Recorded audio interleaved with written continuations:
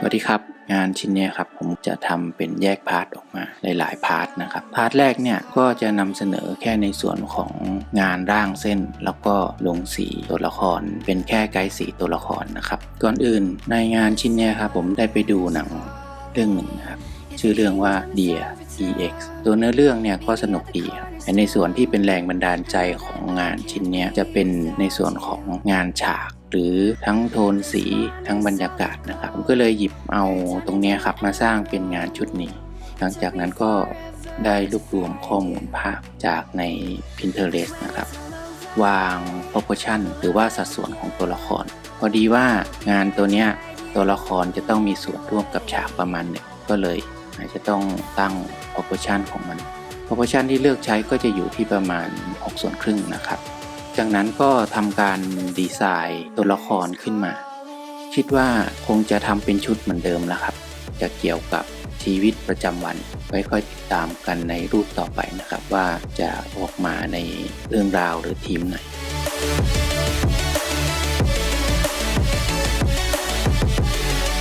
เริ่มแรกการทำงานนะครับมีการจัดวางองค์ประกอบก็จะมีจุด perspective จุดเดียวนะครับที่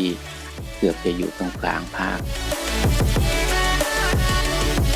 ตอนที่ผมร่างฉากเนี่ยครับผมเขียน perspective ขึ้นมาลืมไปว่าโปรแกรม Clip Studio เนี่ยเขาสามารถที่จะสร้าง point perspective ให้เราได้ด้วยนะครับซึ่งสะดวกมากเลยมีทั้งให้เราเลือกว่าจะเป็น point จุดเดียว2 จุดหรือว่า3 point นะครับอันนี้ผมก็เลือกไปแค่จุดเดียวจากนั้นก็นำ point perspective เนี่ยเข้าไปวางในจุดที่ผมต้องการทำงานของมันก็คือเวลาเราเขียนนะครับเลเยอร์ที่เป็น perspective นะครับเราเปิดไว้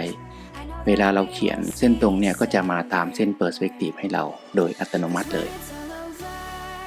งานร่างของผมครับก็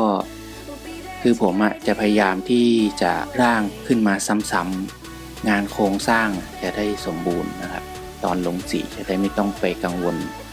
ว่ามันจะเพี้ยนหรือว่ามันจะผิดส่วนนะครับแต่ว่าขั้นตอนสุดท้ายเช็คงานก็ต้องมีบ้างครับที่ต้องดัดแปลงหรือว่าทำให้มันถูกต้องนะครับเวลาเราวาดรูปครับแล้วสายตาของเราจะชินกับ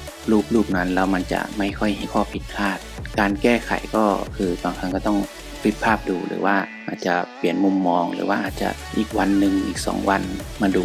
จะเห็นความผิดพลาดหรือเห็นความแตกต่าง